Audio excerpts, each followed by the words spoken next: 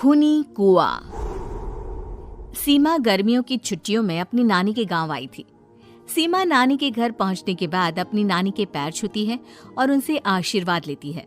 तभी उसकी नानी उससे कहती है, इतनी बड़ी हो गई मेरी सीमा, चल जल्दी से हाथ मुंह धो ले, मैं तेरे लिए खाना लगा देती हूँ। भूख लगी होगी ना? हाँ नानी, भूख तो लग रही है मुझे, आपके हाथ के बने हुए पीले दाल और चावल खाने की। कितना टाइम हो गया है मुझे आपके हाथ का बना हुआ दाल चावल खाए हुए।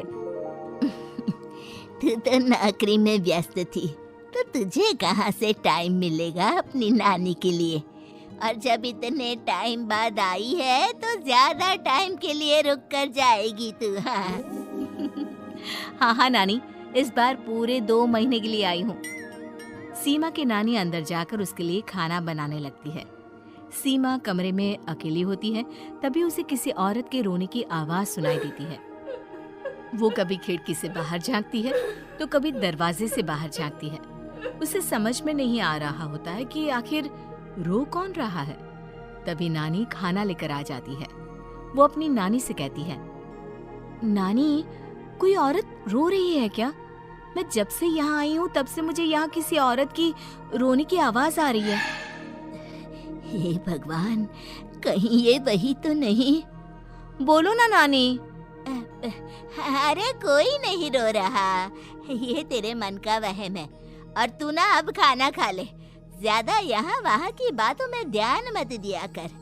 जल्दी से खाना खा और फिर मेरे साथ आ जा मेरे कमरे में, दोनों बैठकर खूब सारी बातें करेंगे। ऐसे ही अगले दिन सीमा अपनी नानी के साथ गांव के बाजार जा रही होती है। उसी रास्ते में फिर से किसी औरत के रोने की आवाज आती है। वो अपनी नानी से कहती है, अरे नानी, क्या सच में तुम्हें अभी भी किसी औरत के रोने की आवाज नहीं सुनाई दे रही? मुझे किसी औरत की बहुत बुरी तरीके से रोने और चीखने की आवाजें आ रही हैं। मैं बहुत परेशान हूँ नानी, आखिर ये कौन है? मुझे लगता है कि सीमा को शहर भेज देना चाहिए, यहाँ रहना उसके लिए ठीक नहीं। नानी बोलो ना, आप चुप क्यों हो जाती हो? सीमा, तू घर चल, मुझे तुझसे बहुत जरूरी बात करनी है। नानी सीमा को घर ले आती है और सीमा से कहती है, सीमा, कल सुबह तू शहर वापस चली जाएगी। अरे अचानक? आखिर क्या बात है नानी, आप मुझे ऐसे जाने को क्यों कह रही हो? मैं बस जो कह रही हूँ उस पर ध्यान दे। तू कल सुबह यहाँ से चली जाएगी, और ये बात मैं कोई मजाक में नहीं बोल रही। तू कल जाएगी तो मतलब जाएगी। अरे नानी, चली जाऊंगी मैं, ठीक है, पर आखिर बात क्या है ये तो बता दो। मम्मी से कोई बात हुई है या फिर मुझसे कोई गलती हुई है जो तुम मुझे अचानक से जाने के लिए बोल रही हो? देख सीमा, रात बहुत हो चुकी है और मुझे इस बारे में कोई बात नहीं करनी। चल, अब चल के मेरे साथ सो जा। सुबह की बस पकड़कर तुझे शहर भी तो जाना है। सीमा को अपनी नानी का ऐसा व्यवहार देखकर बहुत ही अजीब लगता है। उसे कुछ समझ में नहीं आ रहा होता है कि आखिर उसकी नानी उसे अचानक से गांव छोड़कर जाने के लिए क्यों कह रही है। ये सारी बातें सोचते सोचते सीमा की आंख लग जाती है और वो अपनी नानी के साथ सो जाती है। ऐसे ही आधी रात को सीमा को फिर से किसी औरत की रोने की आवाज सुनाई देती है। वो उस औरत की आवाज सुनकर बार बार करवटें बदल रही होती है और तभी उसे सपने में भी एक अजीब सी औरत की परछाई दिखाई देती है, जो इतना चीख चीख कर रो रही होती है कि सीमा डरकर उठ जाती है। वो पूरे पसीने पसीने हो रही होती है। वो अपने आसपास देखती है तो घर में बिल्कुल शांति का माहौल होता है। सीमा घबरा जाती है। वो अपनी नानी को जगाने की कोशिश करती है, मगर उसकी नानी नहीं जगती। सीमा को फिर से उस औरत की रोने की आवाज सुनाई देती है। आखिरकार सीमा अपने आप को रोक नहीं पाती और वो घर का दरवाजा खोलकर बाहर निकलती है। आखिर ये माजरा क्या है? आज तो मैं पता करके रहूंगी। अब आवाज का पीछा करते हुए सीमा आधी रात को गांव की चौपाल के पास बने कुएं के पास पहुंच जाती है, जहां कुएं की चारों ओर बेड़ियां लगी होती हैं। उन बेड़ियों में लगे हुए ताले के साथ एक लाल रंग का कपड़ा और माता रानी का कलावा बंधा होता है। उस कुएं में से सीमा को किसी के रोने की आवाज आती है। सीमा परेशान हो जाती है। इस कुएं में कौन है? कौन है यहाँ? सुनो, कौन है? कौन रो रहा है? वो चिल्ला चिल्ला कर पूछती है और साथ ही लोगों को जगाने की कोशिश करती है, मगर किसी को भी उसकी आवाज सुनाई नहीं देती।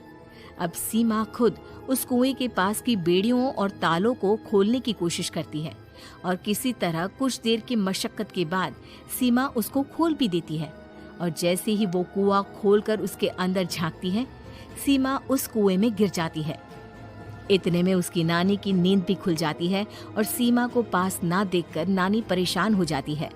नानी घबराकर पूरे घर में उसे ढूंढने की कोशिश करती है, जिसके बाद उसकी नानी और सभी लोग उस खूनी कुएं के पास जाते हैं और सीमा की नानी कुएं के पास खड़ी होती है।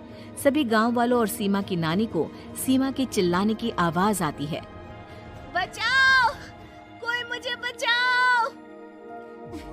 मेरी बच्ची, हम आ गए, हम तुझे बचा लेंगे। नानी, मुझे यहाँ बहुत डर लग रहा है। यहाँ इंसान की कटी हुई मुंडिया, हाथ, पैर और कंकाल है और खून भी है। नानी, मुझे डर लग रहा है। आप सब मेरी मदद कीजिए, नहीं तो ये खूनी कुआं मेरी बच्ची को भी खा जाएगा। अरे मुझे तो ये समझ में नहीं आ रहा कि आखिर इस खूनी कुएं को खोला किसने। सालों पहले इसको इतनी मुश्किलों के बाद तांत्रिक बाबा ने बंद किया था। अरे पूरा गांव खूनी कुएं के बारे में अच्छे से जानता है, तो कोई भी जानबूझकर तो ऐसा करेगा नहीं। मतलब किसी ने अनजाने में इसे खोल दिया है भैया। सीमा को इस बारे में मालूम नहीं था और जब से वो यहाँ आई थी तभी से उसे किसी औरत के रोने की आवाजें भी सुनाई दे रही थी। कहीं सीमा ने ही तो उसे नहीं खोला।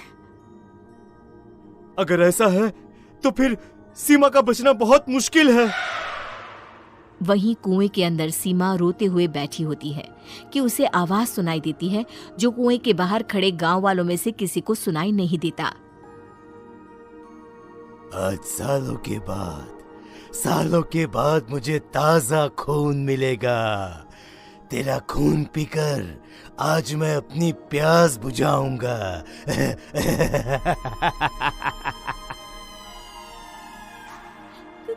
कौन है?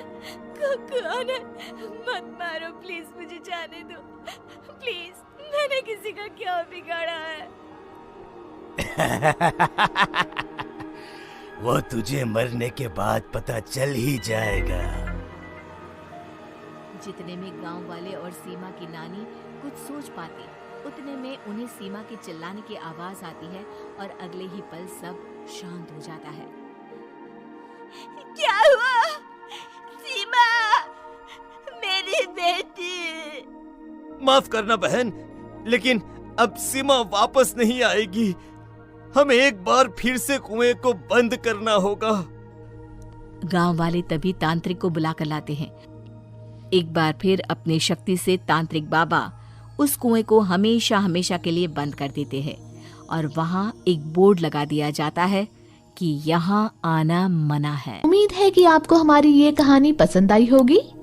कृपया हमारे चैनल को सब्सक्राइब करें और सभी अपडेट्स के लिए बेल आइकन जरूर क्लिक करें। और हाँ, वीडियो लाइक और शेयर करना मत भूलिएगा। बाय।